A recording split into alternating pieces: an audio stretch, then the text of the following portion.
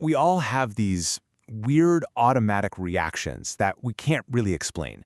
It's like they're these little ghosts in our personal machine. Totally. And that's what we're digging into. Why do some feelings seem to be completely 100% out of our control? Okay, so let's start with a really good one. You know how you set a special ringtone for someone you care about, and after a little while, just hearing that tune makes you smile, gives you this little jolt of happiness. Your brain is already reacting before you even glance at the screen. What is that? And then there's the flip side. Why can just the idea of standing up in front of a crowd make your palms get all clammy and your heart start hammering in your chest? I mean, you haven't even said a single word yet. It really does feel like there's a program running in the background that you never agreed to install. A program running in the background is the perfect way to describe it. Because these feelings, they're not random and they're not magic. They're part of a fundamental learning process. It's a hidden program that was wired into your brain, a lot of times without you even noticing.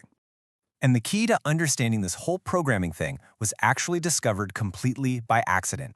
We have to go all the way back to the 1890s and talk about a Russian scientist named Ivan Pavlov, a bunch of hungry dogs, and, of all things, the simple sound of a bell.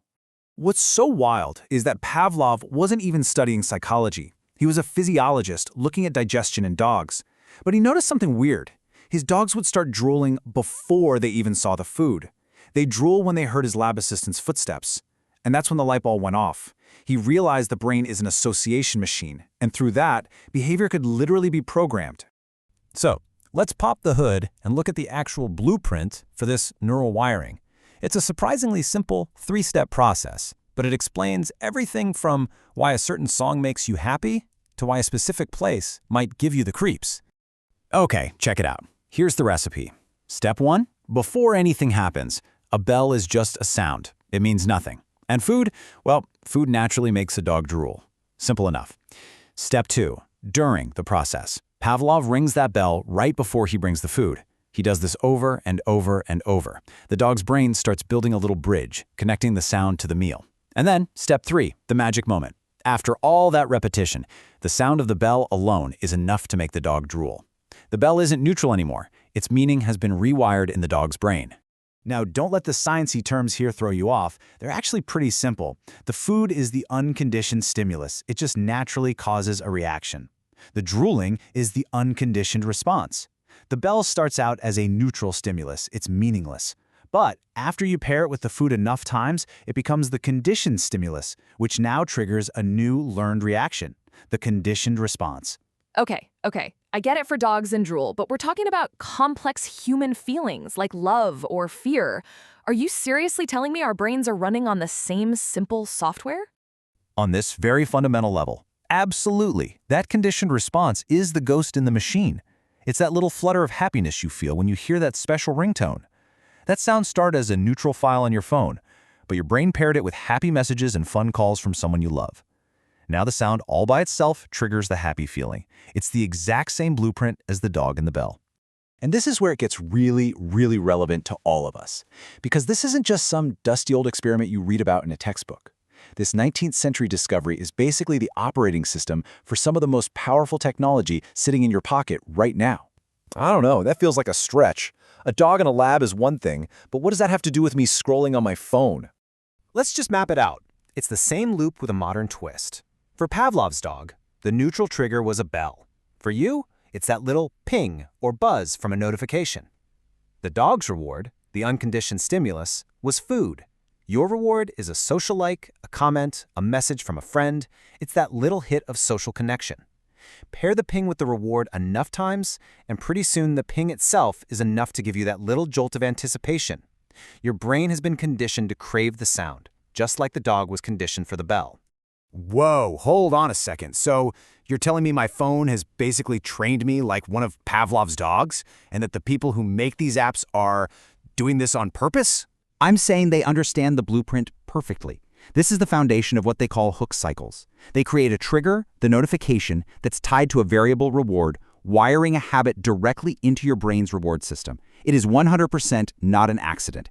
It is absolutely by design. And once you see this pattern, you start seeing it everywhere. It's like you can't unsee it. Advertising is constantly pairing a car with a feeling of freedom or a soda with happiness. Phobias are a perfect, if unfortunate, example. A neutral place, like an elevator, gets paired with one really scary event, and suddenly that neutral place becomes a trigger for intense fear. Even the sound of a new email arriving can become a conditioned trigger for work-related anxiety. Okay, but here's the good news, and this is the most important part of this whole thing. This isn't a story about how we're all just puppets on a string. Understanding the blueprint, that gives you the power to change it. Because if a response can be wired into your brain, it can also be rewired. You can become the architect of your own mind. There's a scientific term for this, and it's called extinction. It's just a fancy way of saying dewiring. Think about it. If Pavlov started ringing that bell over and over again but never brought any food, what would happen? Well, eventually the dogs would just stop drilling at the sound. The association would get weaker and weaker until it just faded away. You break the link by separating the trigger from the reward. So, to bring it back to the phone, if you're feeling that constant anxiety, that pull to check it, the way to dewire that feeling is to just break the association. You got it. Turn off the notifications that aren't essential. Let the pings and buzzes happen without you immediately getting a reward for checking. Over time, you're essentially starving that conditioned response. You reclaim your focus, you reclaim your mental energy, you break that automatic loop. So here's a little challenge for you to take away from all this. Think about an automatic emotional reaction you have. It could be a small anxiety, a sudden craving for a snack, or even a specific thing that just makes you feel happy. Can you play detective with your own brain? Can you trace that wire all the way back to the original connection? To find the bell that was paired with the original reward? So in the end, this is so much bigger than just a cool story about dogs. This is like getting your hands on the instruction manual for all those hidden programs that have been running your life. Exactly. And that leaves you with a really powerful choice. Now that you can see the wiring, are you going to let the old programs keep running on autopilot? Or are you going to start deciding how you want to be rewired?